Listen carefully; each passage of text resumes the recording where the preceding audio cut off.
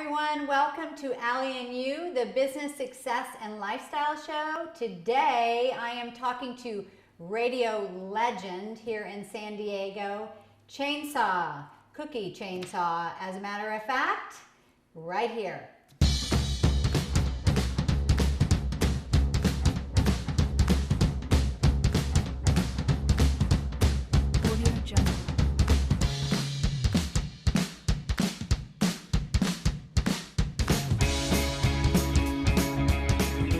Hi everyone, have you ever wondered what it would be like to spend your life doing what you love? If your dream is to be a media personality, then you want to watch this show because I have radio legend Cookie Chainsaw, aka Don, with me, good friend of mine, who's been in radio for 30 years, has weathered the storm, and has so much wisdom and fun to share. So, Chainsaw. Yes. You're here. I am here. We This did is delightful. it. I'm so excited. Yes, it is. I've known you for some time. You've been on our radio show before. I have. Yeah, with Sam the cooking guy. I know. I got up at like 5 in the morning or something to make it there. Mm-hmm. So, yeah, you guys look like you have so much fun together. So for those that are watching this that are not from San Diego, because everyone from San Diego knows the DNC Show, right? So or heard of it. Yeah. Dave, Shelly, who are your counterparts, and you. Right. So and you're on 100.7. Mm-hmm. KFMB. Brand new t-shirt. Yeah, I like that. I'm gonna have to get one of those. You know what? I was actually on the show, but I think that it was when you were at that other station. What was the other KGB. We you were at there for about 25 years almost. Yeah. So I was at KFMB because I used to own an advertising agency back in the day, and my client was Charlotte Roos. Okay. And also the Cohen restaurants. Oh, yeah. So I used to come on there, and well, that was when Jeff and Jer were on there, right? And I used to do my fashion moments. I would give fashion tips. Mm-hmm. So anyway, that was so much fun. But anyway, you've been doing this, you know, since the early days. You studied broadcasting. I did at Fresno State University. Yeah. So how did you know that you wanted to do broadcasting all the way back then? Because most kids really have no idea what they want to do, I think. It was about my junior year in high school when I got into journalism. So it actually started out with writing feature stories and sports writing and going to events and kind of chronicling those. Then I got to JC and I was kind of goofy, hard to believe, and I did a bunch of voices and crazy, and they said, you should go into RTV. And I said, and be a disc jockey or something, which is not something that I actually thought about doing. Right. But they said, you should do this, and so I invented, you know, like a fake name for the disc jockey guy and a Ted Baxter type news guy. And you just sounded like him. That's right? I know. Hi, this is, you know, so-and-so with news. And then the sports guys, kind of that Al Michaels, Dick Enberg. So I started at Cookie Chainsaw Randolph as a parody of all the sports guys, just as a goof. I see. And for some reason people said, keep doing that. I said, keep doing that. So I took all my journalism skills, combined it with comedy and all that stuff, and created these characters, which have kind of evolved into my persona on the air. Okay. So more of Don, if you will, my real name, you know, kind of crept into the Cookie Chainsaw. It became less of a character and more of kind of a hybrid. Right. Yeah. So do you feel... I'm a sidekick on the Dave, Shelly, and Chainsaw show. Dave is the lead, and Shelly is there as the support and does the news, and then I'm wisecracking and doing sports. Right. So that's the three-headed monster. But are you a wisecrack like in the rest of your life? Yeah, I'd have to say so. You know that, right? Yes, yeah. Yeah, I mean at the gym, and that's where I've just been, and I must tell you, you know, you're going to see some. I said, wow, he must be really nervous.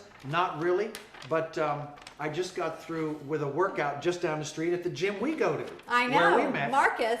And I said, about 15 minutes ago, I'll be fine. Take the shower, put on long pants for one time, and you know, a month. And, yeah, so, you're great. You look so handsome. Makeup, towel, please. Yeah.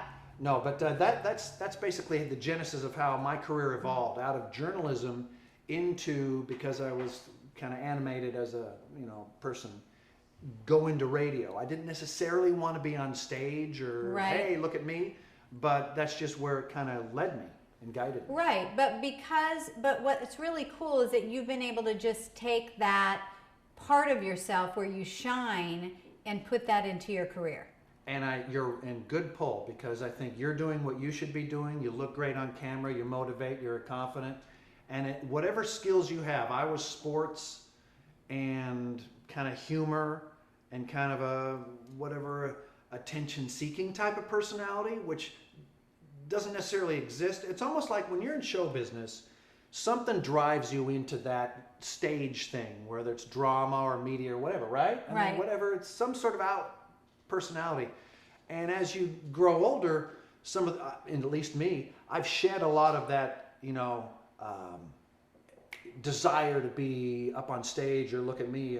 But now it's just the work that I get the satisfaction. You know what I mean? Kind of that ego, insecurity, whatever it is we're talking about that gets you up there in the first place. Yeah. The attention seeking or whatever. Yeah. I just soon go on a hike, and climb a mountain and just be, and just which chill. I know you're going to be doing here soon. I think that what we were talking about this recently. What inspires you early on to start something? It kind of shifts as you get older. Right. Because I know for me, I've always loved business, so I've had a lot of businesses. But when I really started getting serious about business, it was because I was struggling financially and I was a single mom.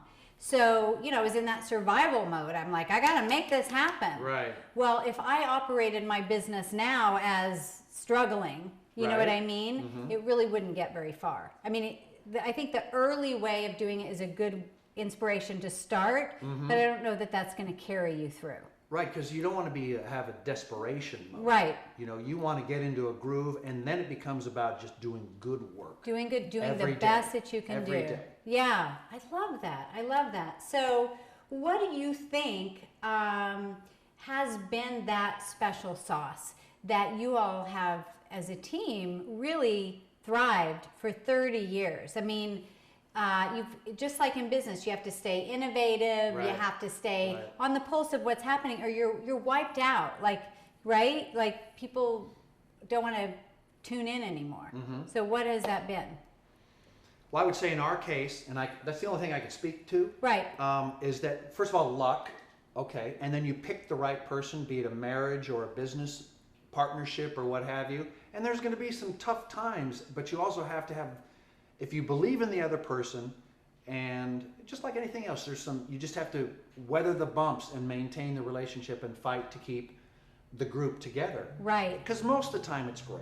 Yeah. But it's the time where you get tested and people get pulled in different directions or what have you, and then their lives change, ours. Oh, over 30 years, my gosh, it's got to be. And now we're in great place, the three of us. And we have been, for 99% of it. Right. But I think just sustaining and just the commitment to one another and understanding that this is working.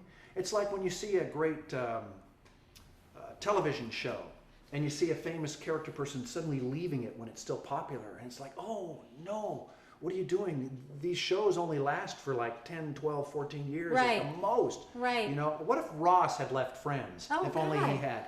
Yeah. No, but it would have screwed up the dynamic. He would have lost, man, dude, it's only going to last for 3 more years. Cash in.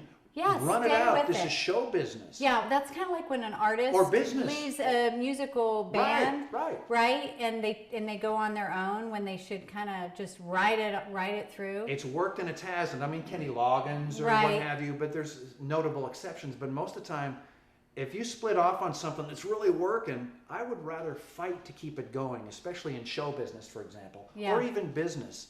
But of course, obviously, if something's going sideways and it's irreconcilable, but I would say luck, commitment, and hiring well early and often. I mean, you got a great crew here. That's a big one. Yeah. But hiring really well and being a good judge of character from the start. Right. It's like raising kids, You raise them well, and then you don't have to, and keep an eye on them and maintain it, and really pay attention all the way along. Right. Right. Well, you can't really say to your kids, "I'm done." Yeah. I didn't know you were going to be like that. So bye.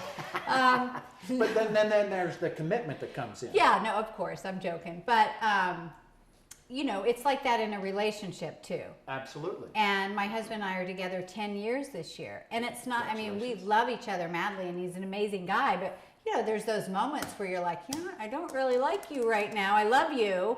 And I could see where people would go, you know what, this is too hard and I'm out of here. Let's just forget it. Yeah, we all have that, right? Yeah. We're just like, I wish I could just walk out of this thing. Right, right. You have those frustrating moments. And in business, especially in the very beginning, you really have to sort through all the stuff. Right. And for you, the three of you, having that clear-cut vision of what it is that you want to create, right? Yep. Because you know, when you're hiring people, if you're going to have flaky people, I think people show their colors right from the beginning. Yep. So anyway, but you guys are obviously doing. So where do you come up with the material? Because it's fresh. I mean, how many hours are you on in the morning? 4, 6 to 10 in the morning, and everyone has their different process, I guess. I mean, for example, Shelly has the news produced for her, and it's written, and then she goes over it, and her segment lasts about 30 minutes, and we have a great producer who provides that, and then she edits the material. I get in there at about 4:20 in the morning, the wrong 4:20, just kidding. And I get in there, and the show doesn't start till 6, but you go through all your sources and prep services that provide sound bites, and you sift through those, and then you formulate for what I do is a comedic satiric sportscast that runs once an hour for about 5 to 6 minutes. And so I can provide that chunk every hour. And then Dave will come in with a topic from his sources or what he's seen on the news or the notes he's taken the night before. And if he establishes a premise, then he can carry on for a half hour. Or he asks, what do we have today? What did your kid do to just destroy, like a call-out segment? Right. And someone would actually... What did your kid do to destroy what? Destroy, like you just bought something and your kid just destroyed it. So we had people telling us, I got a brand new car and it was a Lamborghini or something. And my kid played backstop with it to see how far the rock could bounce off the hood onto the glass. And it was like $10,000 damage just like that. Yeah. And some of them were hopefully a lot funnier than that. But the interplay that you... No, I saw one. And you guys you go to the edge sometimes too. Like you go to the edge, yeah. And over. Well, I was reading one that you had on there, and I wasn't on there because I get up that early, but I do listen to your show, just not every day. But you asked recently, it was a statistic that on people's wedding night, only 2/3 actually have sex on their wedding night. That is correct. Yeah, so the question was, what were you doing? What were the other third of you doing on that night? What stopped you from doing it? Well, you were passed out. You were whatever. You were having second thoughts. Yes. Yeah, what did I just do? One of them was... They're in Vegas. We're staying in the next room were my parents. We didn't want to make noise. Oh, yeah, that's true. Although they got married. You can put it in silent mode, can't you? I mean, that's fundamental. All right, let's back it up. Okay. So, all right. Anyway, so now you were at the other station, KGB? Yes. From 87 to about 2010. And then there was that big change. I mean, how was that for you? Was that a scary time for you when you knew you left that station, and then there was a gap between you knew what was going to happen next? Well, that particular company, ClearChannel, which is now iHeart, they had the company at the bottom, Bain Capital, that Mitt Romney was involved in, all that good stuff. They bought the thing high, and then during like the escrow period, the market crashed. So suddenly they were $4 billion on their heels when they got the keys to their car, and like they go, oh no! So they started dumping contracts nationwide, all the big ones, if you will, and we fell victim to that. And they tried to make it so that we'll make it retroactive, something about the Department of Justice and the books and the taxes and all that stuff. Didn't understand it. But the bottom line is we had to sit out for 6 months contractually until we were available to go on the air again in KFMB. KFMB FM, 100.7 San Diego. They picked us up, thank goodness. So I think actually there were some feelers that we were going to be okay. But yeah, there's some trepidation there. You kind of wonder, all right, is this it? Sure. Yeah. Yeah. But I thought we were probably going to be okay. And Yeah. we are. Yeah. The market has changed significantly. Right. Getting into radio is different. I mean, I know we're talking to general business owners and not necessarily people that are getting into media per se. Yeah, but what are your thoughts about that? Because we have people on here that would think about advertising on radio Right. and so forth. I mean, you're right there on the pulse of it. So what's your sense about all that? My take on local radio is it's still the best platform for advertisers to get their word out in an individual market. Okay. A local In a local morning market, show. right. You can reach the most ears Right. on a local morning show radio.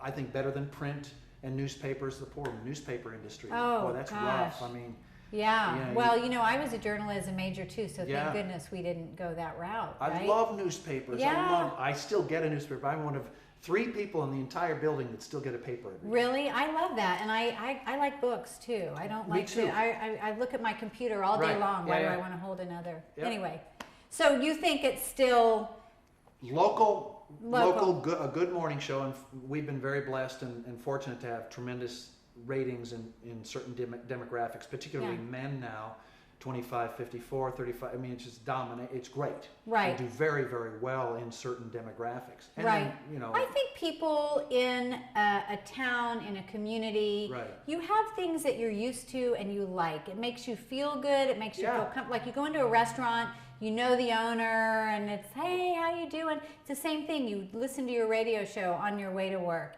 It makes you feel good. It makes Right. you connected, and because people feel like they know you. Right, right. And then they have, yes, that's exactly right. I mean, how often have you watched a television show, be it David Letterman or whomever, and you go, wow, that person doesn't know me, but I feel like I actually know that person. Yeah. I've heard the stories of their life. I can tell where they're going with their humor or whatever. Yeah, it really is an intimate thing, especially in the car. The theater of the mind kicks in. Right. You know? Right. And so it's very intimate, just one-on-one in the car, just you driving in the traffic. Yeah, definitely. Yep. So, so you talk about sports. I do per se, yeah, but it's a parody. Like you said a minute ago, I don't know much about sports. You are my target audience because Really? I like to make Fun of us. fun of sports. Okay. I okay. make fun of sports so that you can laugh along with it and be able, oh, okay, I heard him talk about the Seahawks or the Tom Brady thing with the footballs and everything, and you make jokes about all that stuff. Yeah. So that at least now you can talk to your husband now, or at least be conversant and have fun with it, because for a lot of women, frankly, Yeah. it's just not that interesting. It's just, I mean, I It's try. not that interesting. I really try. Right. You know? I mean, it's fun to go to the games and the excitement and The all social that, and and, yeah, right. So, and So I in try fact- to make it interesting Yeah. for someone like you who has no native interest, but I access it and tell the stats, but make fun of it in a way that you understand. Well, I really like how it just dives into this sort of comedy routine right in the middle of the Right, sports. right. So that's always unexpected. But, I mean, do you have a favorite sport or a favorite team? Well, the Chargers and Padres I Yeah. obviously root for here in San Diego, but I grew up, Boston Celtics, I was Northern California 49ers. So yeah, I've got teams that I pull for Yeah. from way back in the core days. But I just enjoy good competition. Yeah. Like the current NBA Finals, 2 teams, that I'm not necessarily rooting for as a fan. Yeah, no, but what's I just the am guy's fascinated. name? Steph Curry. Steph Curry, right. You've heard of him? Well, with I his little asked my child. husband last night, so I didn't until yesterday. You took a crash course in Truth be sports? told, I did. I got my notes here. It's okay. Yeah, but I do know Chargers, of course, being in San Diego, and, we're all biting our nails. Are the Chargers staying? Are they not staying? Are they building the stadium? What are your thoughts about that? Well, from what I've heard, the local politicians, especially Democrats and Republicans, are really not in favor of investing what will probably surpass $2 billion in public funds. It's a loser to the people out there. The constituencies, by polls, and the UT Channel 10 polls, say, we don't want to spend a dime on this. Right. Yet the Charger avid fans, come on, we can do it. It looked great. You've seen the renditions. They look beautiful. There have only been about 342 renditions of this stadium. Yes, forever. And even if it passes the vote, Mr. Spano still has the option of going to LA anyway. Right. So It'll be the most expensive thing in our city's history, and are we going to commit to that for 10 events a year? Right. I don't think the constituencies out there are going for it, so it's all coming down how to the much head. does it bring to the economy? I mean, it's more. I've read things both ways. Yeah. And most of them tilting towards it's not that good for the local economy. It makes the millionaires, players rich. It makes the billionaires, owners rich. But usually the cities are on the hook for starters, $350 million, and then millions of dollars a year to maintain. What do we get back as a community? And I think it's just more the pride, right? When it comes down to it, it's like they want to have their team that they're rooting for every year. Does that turn into dollars? I don't know. How do you put a price tag on that? Yeah. When you plant that flag to the world community that you have a franchise of the greatest sport in the world, other than World Cup soccer. Yeah, trapeze. To have one of only 32 teams. Right. Is a great jewel for the city. So how do you quantify that? It's a real tussle. So I don't necessarily have a personal opinion about it as much as I just look at the landscape on both sides. Well, my sense is you're feeling it's not going to happen. I'm feeling it's not going to happen. If it does, it's going to be extraordinarily expensive and very cool for the reasons you just cited. Right. You know what I'm saying? Yeah. Yeah. It's tricky. I totally get it. So, for those that are watching today, finding something that you love. I always said that if in college that you were able to take a course on how to find your passion. Yep. Because I think at that young age, it's hard. It's scary enough that you're thinking, I'm embarking in the world and I got to figure out what I'm going to do with my life. And not even that, at any age, 30, 40. I mean, what do you see people out there that are just trying to find their way in what they love to do? Well, I mean, most people I've read, you read articles and say that a lot of people have had like 4 jobs by the time they're 30 and they really don't find their way until they're about 30. Right. I mean, I don't think I really got good, on the idea that I'm good now, right? On the premise. But I don't think I got really good until I was 35, 40, and in a smaller market where people didn't, whatever. Yeah, but you practiced all those years. All the times. And so it takes a while, I think, for anybody to get good. And getting back to one edge that I may have, that I have to use, because I think you have to try harder than anybody else. Get there first early and be really excited about going to work in the morning early and get a lot of preparation done so that when it's ready to perform, be it in sales, on the phone, in a conference, you are so thoroughly prepared that you can get in there and have such a command of the material that you can just kill it right there. Right. And that for me, I'm not as good extemporaneous as it unless I have really good preparation. But I think that's a really good point. I'm glad you brought it up, because if you talk to people that have made a big success in their life, they'll tell you that they work their butts off. Yeah, you have to. You know what I mean? And I mean, you might have a natural skill and a talent, right? But you've got to show up, you've got to do the work, and consistent year after year after year. And whether you're working for someone else, it's your own business, you treat it as if it's your own business. Right. Right, because really it's your career, your personality that you're putting out there, right? It's your future. You are your own business. Yeah. Just walking around, and there's 100 other people probably just as good, not as you. No one's as good as you. But there's probably, in any given field, there's 100 people who probably have your talent. And so it's or a more than competition. 100, there's probably thousands, and so you just have to outwork them, out-relent them, out-love it, get up a little earlier, Right. And just outwork them. And just plod. And then have fun, obviously. Yeah. Well, I mean, I think that if you're really loving it too, if you're enjoying it, it doesn't feel like work. Yeah.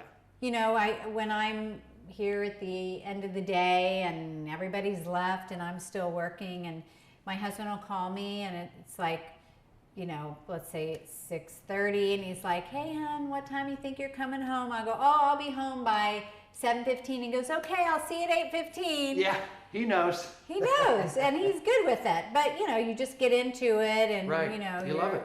You do. Yeah. You love it. So and I've just loved having you here, and I think that you're so inspiring. Oh, did you know that? That's very kind. You are. Well, you're very inspiring. As you are. This is a big celebrity we got sitting here. Huge celebrity. Huge, and of course, my dear friend Sam. Sam, the cooking guy. Cooking guy. Yeah. He's such a natural, you know. I first saw him and I said, wow, I'd like to meet that guy someday. And Yeah, and it's look what cool to know happened. him. Yeah. Yeah, he's so fun. Yeah. So we love Sam. Hi, Sam. Hello, Sam. All right. So thank you. You're welcome. It's a pleasure. Yeah. Should we? I think you're still. You're I'm looking good now. You're good. You're like yeah. you're cooling off. Exactly. See, I didn't make you too nervous, did I? Oh, petrified. All right. So thanks everyone for joining us on Allie and You. Until next time, elevate. Put yourself out there because you are worth it. See you later. Bye.